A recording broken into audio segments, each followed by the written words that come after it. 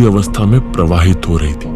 दोस्तों, ये कथा हम देवी मार्कंडेय पुराण से ले रहे हैं। विभिन्न पुराणों और ग्रंथों में इसका अलग अलग स्वरूप वर्णित है। उसी काल में महान ऋषि कश्यप की दो प्रमुख पत्नियां थी, अदिति और दिति।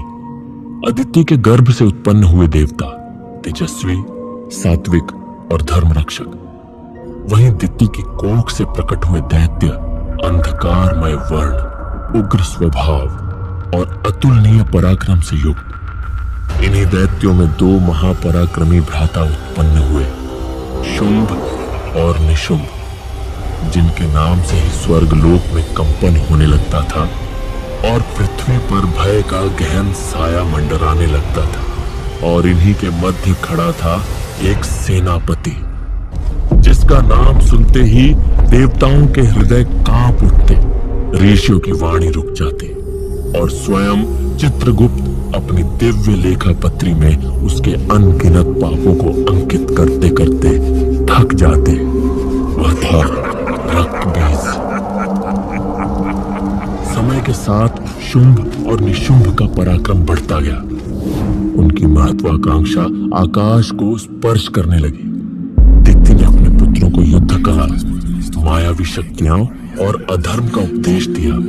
दोनों भ्राताओं ने मृत्युलोक में अनर्थ मचाना आरंभ कर दिया। गांव जल उठे, ऋषियों के यज्ञ विध्वस्त होने लगे और धर्म की आधारशिला डगमगाने लगी। फिर एक दिन उन्होंने नरक लोक पर भी अपना आधिपत्य स्थापित कर लिया। किंतु इनका लोभ वहीं समाप्त नहीं हुआ। उनकी दृष्टि अब स्वर्ग लोक पर टिक चुकी थी और कुछ ही समय में उन्होंने स्वर्ग लोक पर भी अपना आधिपत्य स्थापित कर लिया।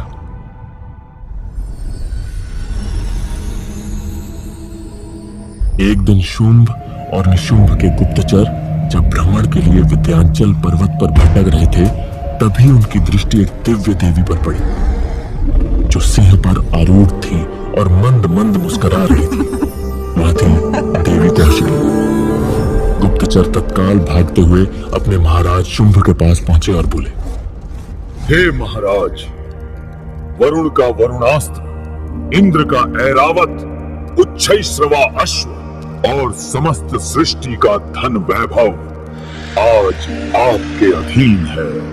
किंतु जिस स्त्री को आज हमने विंध्याचल पर्वत पर देखा है, उसके सम्मुख ये संपूर्ण वैभव तुच्छ प्रतीत होता है। महाराज, हमारी विनती है कि आप आज उसी स्त्री को प्राप्त करें। तुम उचित कहते हो। शुंभ ने अपने सेनापति धूम्रलोचन को एक विशाल सेना सहित आज्ञा दी। जाओ और उस स्त्री को हमारा परिचय दो और उसे हमारे सम्मुख उपस्थित करो। यदि वह स्वेच्छा से न आए तो उसके केश पकड़कर घसीटते हुए ले आना।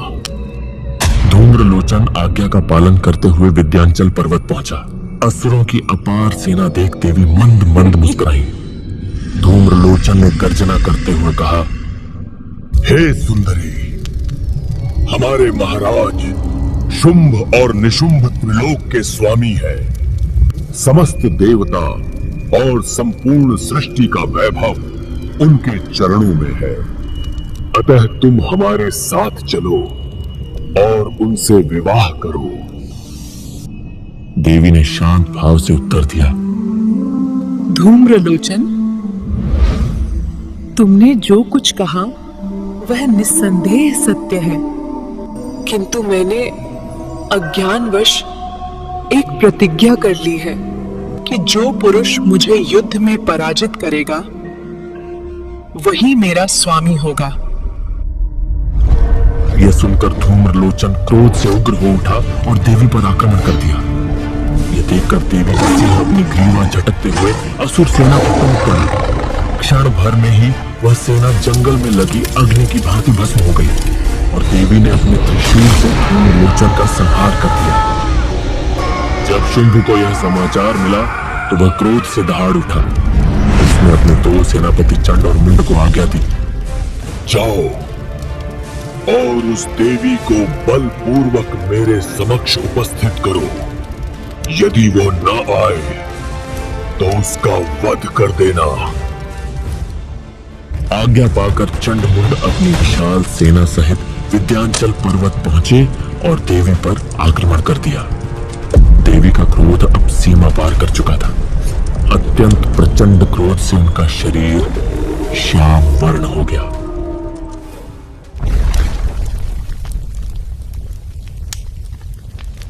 देवी कौशिकी का ललाट प्रचंड ज्वाला से चमक उठा और उसी से प्रकट हुआ वह रूप जो स्वयं काल से भी गहन था। उनका वर्ण अंधकार से भी अधिक गहन काला, लंबे केश आंधी की भांति प्रचंड गति से लहराते, गले में लटक रही थी कपालों की भयंकर मुंडमाला। एक हाथ में प्रलयकारी खड्ग तो दूसरे हाथ में रक्तपात्र, खप्पर, रक्त वर्ण जिह्वा। नेत्रों से निकलती ज्वालाएं मानो संपूर्ण ब्रह्मांड को पल भर में भस्म कर दी। उनके चरण पड़ते ही रणभूमि कांप उठी और असुर भी उस भीषण दृश्य को देखकर सहम कर स्तब्ध रह गए। वह थी मां काली।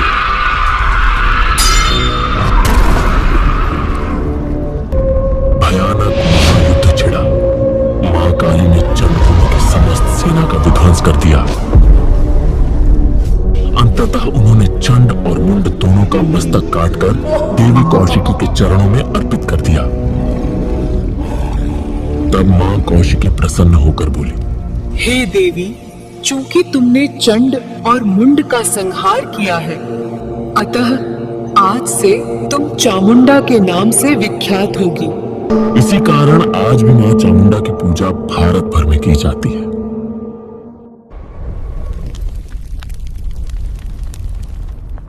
जब शुंभ और निशुंभ के अनेक दैत्य युद्ध में मारे गए तो अंततः उन्होंने अपने सेनापति रक्तबीज को रणभूमि में भेजा। यह कोई साधारण असुर नहीं था। उसने वर्षों तक घोर तपस्या कर परमपिता ब्रह्मदेव को प्रसन्न किया और वरदान मांगा। ब्रह्मदेव, मुझे अमरत्व का लोभ नहीं। मुझे ऐसा वरदान दीजिए कि मेरे रक्त की एक बूंद भी यदि भूमि पर गिरे तो उससे मेरे ही समान एक नया रक्त बीज उत्पन्न हो जाए। तथास्तु। परंतु सावधान, रक्त बीज शक्ति का दुरुपयोग सदैव अधर्म को जन्म देता है। इस वरदान ने रक्त बीज को अजेय बना दिया। उसकी रक्त की एक एक बूंद अनगिनत रक्त बीजों को जन्म देती थी। अब कहानी पर आते हैं। शुंभ की आज्ञा का पालन करते हुए रक्त बीज देवी कौशिकी के सम्मुख जा पहुंचा। देवी कौशिकी और रक्त बीज के मध्य प्रलयकारी महायुद्ध शुरू हो गया था। देवी कौशिकी ने अपने दिव्य अस्त्र शस्त्रों से उस पर प्रहार किया, किंतु रक्त की धाराएं बहकर धरती पर गिरती और प्रत्येक बूंद से असंख्य रक्त बीज उत्पन्न होते जाते। तब देवी ने आवाहन किया उस अद्वितीय रूप का जो इस महादैत्य का संहार करने में समर्थ थे, और वही रूप थी मां काली।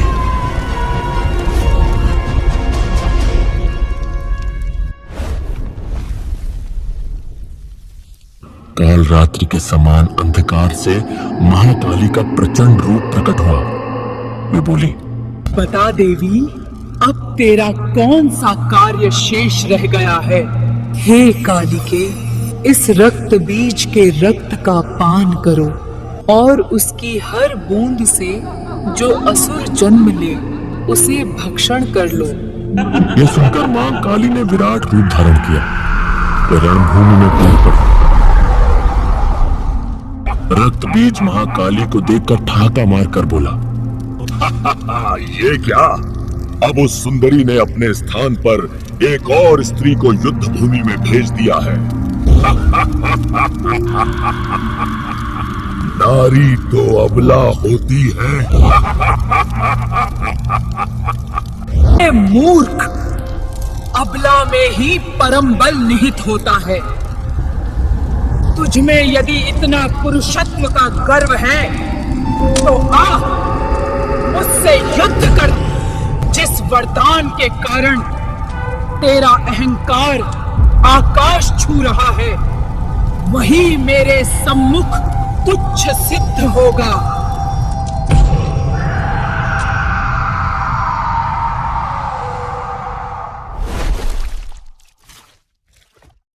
महाकाली रणभूमि में कूद पड़ी। उनका खड्ग ऐसी तीव्रता से चल रहा था कि आंधी की गति भी उसके आगे मंद पड़ जाए।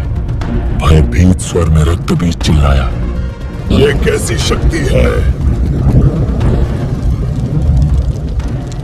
रक्त बीज, तुझे वरदान तो यही प्राप्त हुआ था ना कि तेरे रक्त की प्रत्येक बूंद से असंख्य रक्त बीज जन्म लें। किंतु सुन, ये मेरा अटल संकल्प है, तेरे शरीर से रक्त की एक भी बूंद अब इस धरा को स्पर्श नहीं करेगी।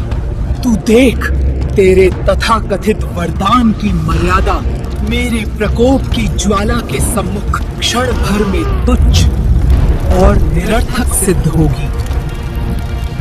काली का क्रोध अब चरम पर पहुंच चुका था। उनके प्रहार से रक्त बीज उठा, परंतु प्रत्येक रक्त की बूंद को महाकाली अपने खप्पर कपाल पात्र में संग्रह कर लेती, और जब खप्पर भर जाता तो वे उसे पान कर लेती, ताकि एक भी बूंद भूमि पर गिरकर नए रक्त बीज को जन्म न दे सके। उनके दांत रक्त वर्ण हो उठे, और तभी से उन्हें रक्तदंता या रक्तदंतिका कहा जाने लगा। इस प्रकार महाकाली एक एक कर रक्त बीज और उसकी अनगिनत प्रतियों का संहार करती रही। अंततः उन्होंने मूल रक्त बीज का मस्तक अपने खड्ग से काट डाला। उसका रक्त भी उनके खप्पर में समा गया, और इस प्रकार रक्त बीज का आतंक समाप्त हुआ।